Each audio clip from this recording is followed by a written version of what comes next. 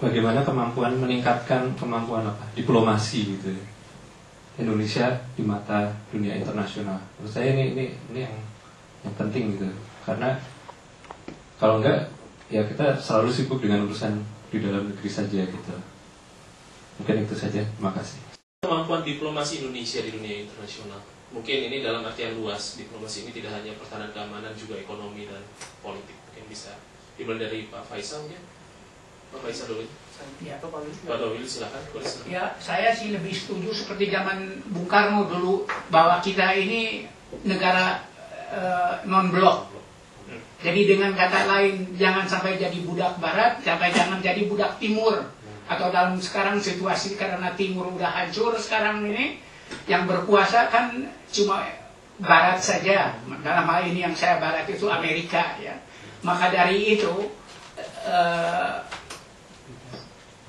kemandirian itu sangat penting sekali. Dari maka saya akan lebih sangat setuju sekali bila negara-negara non-blok itu diaktifkan sekali lagi, sehingga diplomasi kita itu jangan sampai kita dulu waktu ada blok timur blok barat, bagi negara berkembang itu sangat enak sekali kalau kita ditekan oleh barat lari ke timur.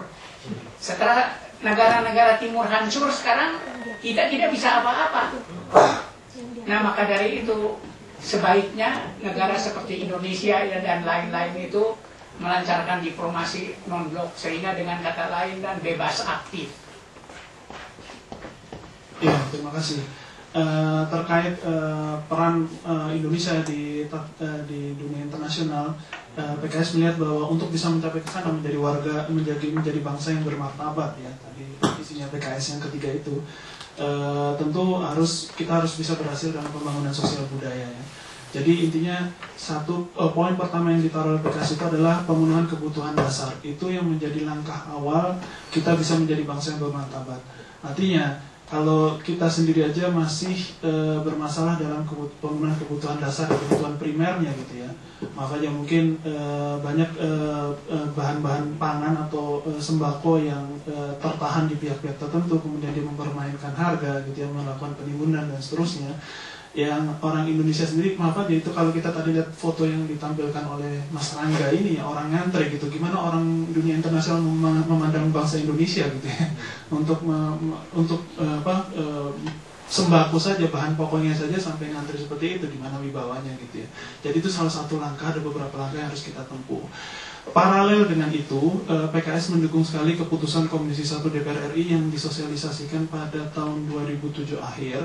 Waktu itu yang datang ke sini anggota Komisi 1 yaitu Pak dari fraksi PKS, Pak Suripto, dan satu lagi dari PKB, saya lupa waktu itu, datang ke Jerman, bahwa Komisi 1 telah merumus Aisikam ya. Waktu itu mensosialisasikan ke seluruh perwakilan RI terkait adanya keputusan dari DPR tentang total diplomasi gitu ya. Diplomasi itu ada macam-macam, ada soft diplomasi, ada hard diplomasi. Saya mungkin tidak akan membahas ini secara detail. Total diplomasi itu singkatnya itu adalah melibatkan seluruh elemen anak bangsa ini, apakah dia itu dari perwakilan RI ataupun bukan, untuk melakukan pendekatan-pendekatan dengan pihak lokal di mana kita saat ini berada atau berdomisili, untuk melakukan istilahnya apa, yang memperkenalkan kita sebagai orang Indonesia atau sebagai anak bangsa yang ada di negaranya gitu. Kita ini kan nggak jauh dari ibaratnya seperti duta bangsa ya. Nggak semua orang Indonesia tuh punya kesempatan untuk keluar negeri. Ya, ini karunia Tuhan yang perlu kita syukuri, tapi kita juga perlu ingat bahwa di sini ada fungsi strategis kita juga di sini. Kita kan sebagai duta bangsa, orang juga pengen melihat, nah inilah orang Indonesia seperti ini gitu. Nah, disitulah fungsinya total diplomasi. Jadi kita tidak bisa hanya mengharap kepada perwakilan RI saja gitu, apalagi Pak Dubesnya ya. Pak Dubes kan tugasnya ya melakukan kegiatan diplomatis ya, mendekati ini dan itu dan seterusnya. Tapi itu juga bagian dari kita. Mulai dari hal yang kecil dengan tetangga kita. Kita dekat nggak atau kenal nggak dengan tetangga kiri kanan kita. Kemudian juga di tempat kita kerja dan seterusnya. Di situ mulai dari hal kecil itu aja gitu. Itulah istilah total diplomasi. Sehingga orang kita melihat kita, saya ingat salah satu warga Indonesia yang udah cukup lama di Jerman, udah hampir 30-an tahun juga.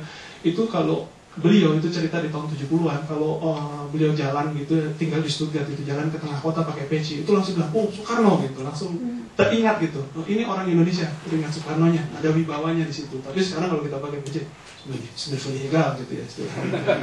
Jadi mungkin seperti itu ironisnya, tapi kita belum membangun olahan dari situ. Terima kasih atas kesempatan. Baik, terima kasih Mas Fikan. Lagi-lagi kalau tentang diplomasi, dari PAN juga tadi sudah menuliskan, mungkin yang dibaca oleh Mas Fikan, di situ ada beberapa platform partai untuk hubungan dengan hubungan internasional, semua sudah dijelas di situ. Tapi saya tidak akan beretorika lah. Saya nggak akan bahas teori-teori tentang diplomasi dan sebagainya, saya bukan diplomat. Saya cuma mau esensinya apa sih diplomasi itu? Diplomasi itu tidak akan pernah berhasil kalau seandainya kita nggak punya bargaining power kan? Ya. Sekarang kenyataannya apa? Yang bisa dijadikan bargaining power itu apa sih? Dari punya negara kita. Kita tuh punya kekayaan alam yang melimpah. Kita punya minyak, kita punya sumber kekayaan tambang dan sebagainya. Kita punya market yang besar. Kita punya penduduk yang sedemikian banyak. Itu sebenarnya kekuatan kita. Dan kita nggak pernah bisa memanfaatkan, memakai bargaining power kita dengan baik.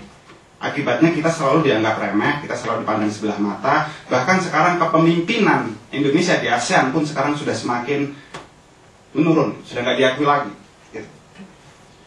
Kalau seandainya kita sudah tidak punya kolektif bargaining power lagi, ya mungkin kita bisa berdayakan apa yang namanya tuh kolektif bargaining dengan negara-negara lain yang mungkin sejenis, senasib sepenanggungan, misalkan dengan OKI, misalkan dengan OPEC. Saya sebetulnya dari fraksi Amanat Nasional sendiri sangat menyayangkan keputusan Indonesia yang keluar dari OPEC.